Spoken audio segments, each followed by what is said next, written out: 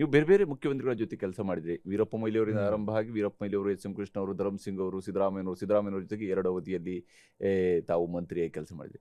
ಹೇಗೆ ಒಬ್ಬೊಬ್ಬ ಮುಖ್ಯಮಂತ್ರಿಯ ಜೊತೆಗೆ ಅನುಭವ, ಅದ್ರಲ್ಲಿ ವಿಶೇಷವಾಗಿ ಅಂತಿಮವಾಗಿ ಈಗ ಸಿದ್ದರಾಮಯ್ಯನವ್ರ ಜೊತೆಗೆ ಕೆಲಸ ಮಾಡಿದಂಥ ಅನುಭವ ಹೇಗಿರೋದು ನಿಮಗೆ? ಫಸ್ಟ್ ಟೈಮ್ ಮಿನಿಸ್ಟರ್ ಆಗಿದ್ದು 92ರಲ್ಲಿ. ಹೌದು. ಆಗ ವೀರಪ್ಪ ಮೊಯ್ಲಿ ಅವರು ನಮಗೆಲ್ಲ ಭಾಳ ಆತ್ಮೀಯರಲ್ವಾ. ಹೌದು. ನನಗೆ ಆ್ಯಕ್ಚುಲಾಗಿ 85ರಲ್ಲಿ ನಾನು ಅಸೆಂಬ್ಲಿಗೆ ಸೀಟ್ಗೆ ಅಪ್ಲಿಕೇಶನ್ ಹಾಕಿದ್ದೆ. ನಾನು ಅಷ್ಟೊತ್ತಿಗೆ ಕಾರ್ಪೊರೇಟರ್ ಆಗಿದ್ದೆ, ವಿದ್ಯಾರ್ಥಿ ನಾಯಕನಾಗಿ ಸಾಕಷ್ಟು ಹೆಸರೆಲ್ಲ ನಾವೆಲ್ಲ ಕೂಡ ಮಾಡಿದ್ವಿ. ಆಮೇಲೆ ನಮ್ಮ ತಂದೆನೇ ಬ್ಲ್ಯಾಕ್ ಪ್ರೆಸಿಡೆಂಟ್ ಆಗಿದ್ದರು, ಜಯನಗರ್ ಬ್ಲ್ಯಾಕ್ ಕಾಂಗ್ರೆಸ್ ಅಧ್ಯಕ್ಷರಾಗಿದ್ದರು. ಆಗ ಅಪ್ಲಿಕೇಶನ್ ಹಾಕಿದೆ, ನಾನು ಯಾರನ್ನೂ ಕೂಡ ಸೀಟ್ ಕೇಳೋಕ್ಕೆ ಹೋಗಿರಲಿಲ್ಲ.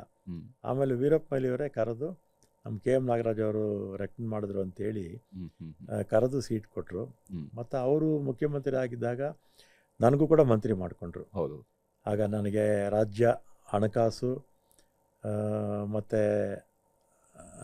ಇದು large and medium scale industries ಮತ್ತು APMC ಸ್ಟೇಟ್ ಮಿನಿಸ್ಟ್ರು, ಈ 3 ಕೂಡ ಆಗುವಂಥ ಅವಕಾಶ ಇತ್ತು. ಮತ್ತು ಇವತ್ತು ಬ್ಯಾಂಗ್ಳೂರಲ್ಲಿ ನಾವು ಸಿಲಿಕಾನ್ ಸಿಟಿ ಅಂತ ಹೇಳ್ತೀವಲ್ಲ, ಫೌಂಡೇಶನ್ ಹಾಕಿದ್ದೆ ಅವರು. ಈಗ ITPL ಇದೆಯಲ್ಲ, ITPL ಬಂದಿದ್ದೆ ಆ ಕಾಲದಲ್ಲಿ. ಆಮೇಲೆ ಬೆಂಗಳೂರು ಇರ್ತಕ್ಕಂಥ ಎಲೆಕ್ಟ್ರಾನಿಕ್ ಸಿಟಿ ಜೊತೆಗೆ ಬೆಂಗಳೂರು ಸುತ್ತಲೂ ಇರ್ತಕ್ಕಂಥ ಅಥವಾ ರಾಜ್ಯದಲ್ಲಿ ಕಾರಿಡಾರ್ ಇಲ್ಲ ಸ್ಮಾಲ್ ಸ್ಕೇಲ್ ಇಂಡಸ್ಟ್ರೀಸ್ ಇದೆಯಲ್ಲ, ಇಂಡಸ್ಟ್ರಿಯಲ್ ಇದೆಲ್ಲ, ಅದೆಲ್ಲ ಕೂಡ ವೀರಪ್ಪ ಮೊಯ್ಲಿ ಅವರು ಇಂಡಸ್ಟ್ರಿ ಮಿನಿಸ್ಟರ್ ಆಗಿದ್ದಾಗ ತಂದಿದ್ದು. ಮತ್ತು CET ತಂದಿದ್ದು ಕೂಡ ವೀರಪ್ಪ ಮೊಯ್ಲಿ ಅವರೇ. ಹೌದು. ಅವಾಗ ಹೊಸಬರಿಗೆ ಸಾಕಷ್ಟು ಜನಕ್ಕೆ ಅವರು ರಾಜ್ಯದಲ್ಲಿ ರಾಜಕೀಯವಾಗಿ ಅವಕಾಶ ಮಾಡಿಕೊಟ್ರು. ಅದಾದಮೇಲೆ ಎಸ್ ಎಂ ಕೃಷ್ಣ ಅವ್ರ ಜೊತೆಯಲ್ಲಿದ್ದೆ. ಎಸ್ ಎಂ ಕೃಷ್ಣ ಅವರು ಫಸ್ಟ್ ಇದರಲ್ಲಿದೆ, ಫುಡ್ ಆ್ಯಂಡ್ ಸಿವಿಲ್ ಸಪ್ಲೈಸ್ ಇದ್ದೆ. ಆಗ ನಗರದ ಬಡವರಿಗೆ BPL ಕಾರ್ಡ್ ಇರಲಿಲ್ಲ. ಆಮೇಲೆ ನಾನೇ ಅರ್ಬನ್ ಪೂರ್ಗೆ ರೇಷನ್ ಕಾರ್ಡು, BPL ಕಾರ್ಡು ಕೂಡ ಕೊಡಿಸ್ತೀವಿ. ಆಮೇಲೆ ನಾನು ಅವಾಗ ಡಿಸ್ಟ್ರಿಕ್ಟ್ ಕಾಂಗ್ರೆಸ್ ಪ್ರೆಸಿಡೆಂಟ್ ಕೂಡ ಆಗಿದ್ದೆ. ಸ್ವಾತಂತ್ರ್ಯ ಬಂದಮೇಲೆ ನಮಗೆ ಫಸ್ಟ್ ಟೈಮ್ ಇಂಡಿಪೆಂಡೆಂಟ್ ಆಗಿ ನಮ್ಮ BBMP ರಚನೆ ಮಾಡಿದ್ದು. ಹೌದು. ಅದಕ್ಕೆ ಮುಂಚೆ ಎಲ್ಲನೂ ಹೀಗೆ mix, ADMK, DMK, Muslim league ಅಥವಾ ಬೇರೆ ಬೇರೆ ಪಕ್ಷಗಳ ಜೊತೆ ಹೊಂದಾಣಿಕೆ ಮಾಡಿಕೊಡೋರು. ಫಸ್ಟ್ ಟೈಮ್ ನಾವು ಇಂಡಿಪೆಂಡೆಂಟ್ ಆಗಿ ಆಗ 90ರಲ್ಲಿರಬೇಕು. ಹೌದು. 90ರಲ್ಲಿ ಬಂತು. ಮತ್ತು ಎಸ್ ಎಂ ಕೃಷ್ಣ ಅವರು ಒಂಥರ ಸ್ಟೇಟ್ಮನ್ ಅಂತ ಹೇಳ್ಬೋದು. ಹೌದು. ರಾಜಕಾರಣಿ ಅನ್ನೋದಕ್ಕಿಂತಲೂ ಸ್ಟೇಟ್ಮನ್ ಅಂತ ಅವ್ರನ್ನ ಕರಿಬೋದು. ಮತ್ತು ಬೆಂಗಳೂರು ಬಗ್ಗೆ ಹೆಚ್ಚು ಒಲವು ಇದ್ದಂಥವ್ರು.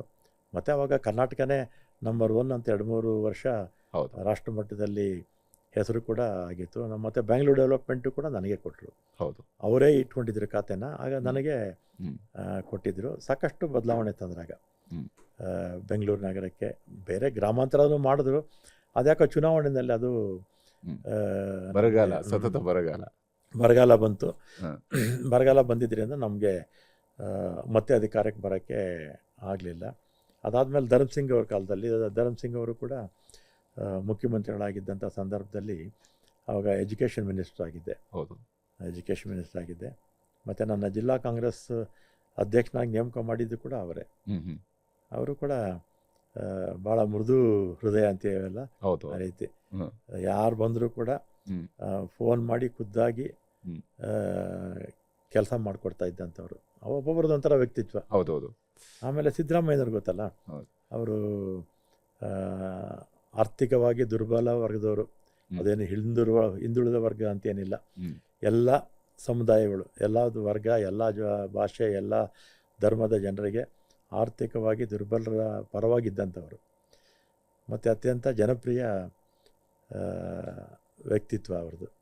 ಈಗ ನಮ್ಮ ರಾಜ್ಯದಲ್ಲಿರ್ತಕ್ಕಂಥ 2-3 ಮಾಸ್ ಲೀಡರ್ಸಲ್ಲಿ ಅವರು ಮೊದಲನೇವರು.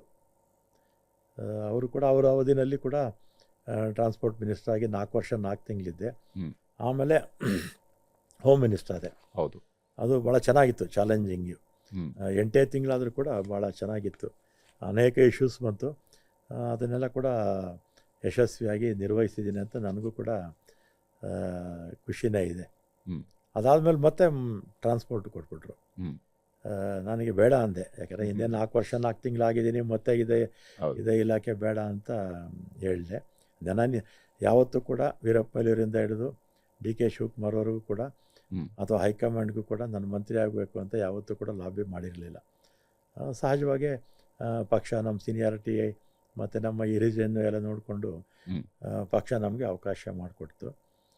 ಅದಕ್ಕೆ ಪಕ್ಷಕ್ಕೆ ಆಭಾರಿಯಾಗಿದ್ದೀನಿ. ಈ ಮತ್ತೆ ಶಿವಕುಮಾರ ಅವರ ಮಂತ್ರಿಮಂಡಲದಲ್ಲಿ ಈಗ ಜಲಸಂಪನ್ಮೂಲ ಇಲಾಖೆ ಕೊಟ್ಟಿದ್ದಾರೆ. ಹ್ಮ್. ಇಲ್ಲೂ ಕೂಡ ಕೆಲಸ ಮಾಡುವಂಥ ಅವಕಾಶ ಜಾಸ್ತಿ ಇದೆ.